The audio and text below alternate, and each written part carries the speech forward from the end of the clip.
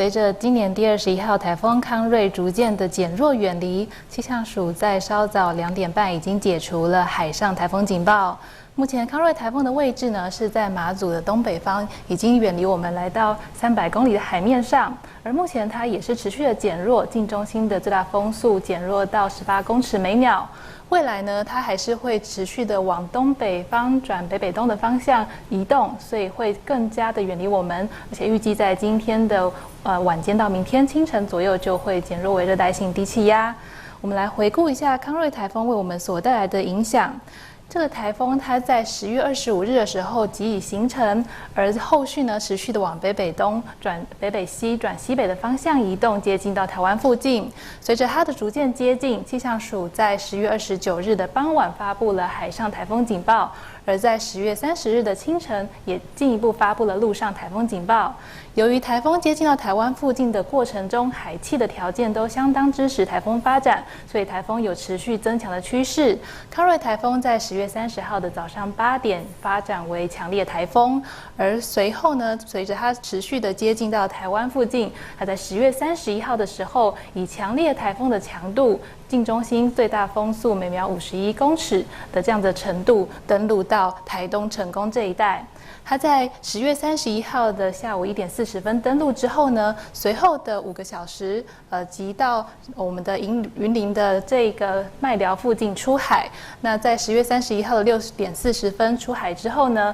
其实康瑞台风它已经受到台湾附近的地形影响，因此呢，它的强度也都逐渐的减弱。而随后，它在台湾海峡上面有一些稍微整合的情形，不过，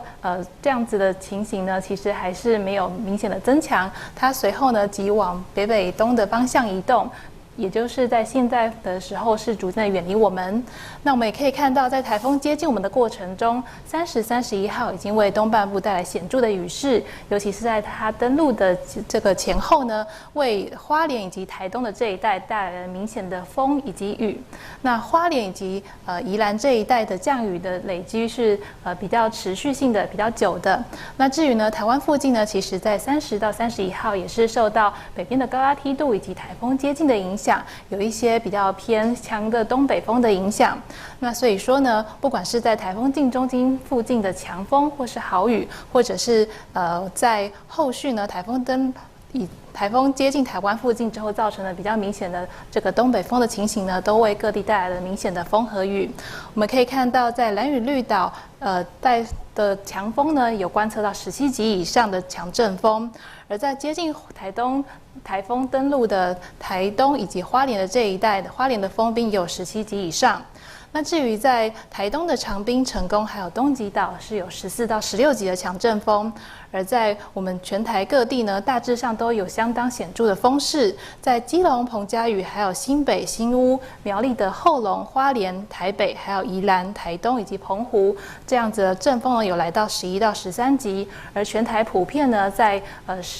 这几天呢都有刮起10级以上的强阵风。至于在整段期间的累积雨量，我们可以看到，从29号发警报一直到今天截至中午为止呢，各个地区呢有一些比较大的雨量出现。在最大的雨量出现在花莲的天祥，有来到1232毫米，而至于在宜兰的鸳鸯湖也有来到1200毫米左右。在台东的神马镇这个山区的部分呢，有超过1000毫米的雨势，以及台北市的擎天岗，还有屏东的大汉山，也有来到超过600毫米的降雨。所以这个台风呢，它对我们的风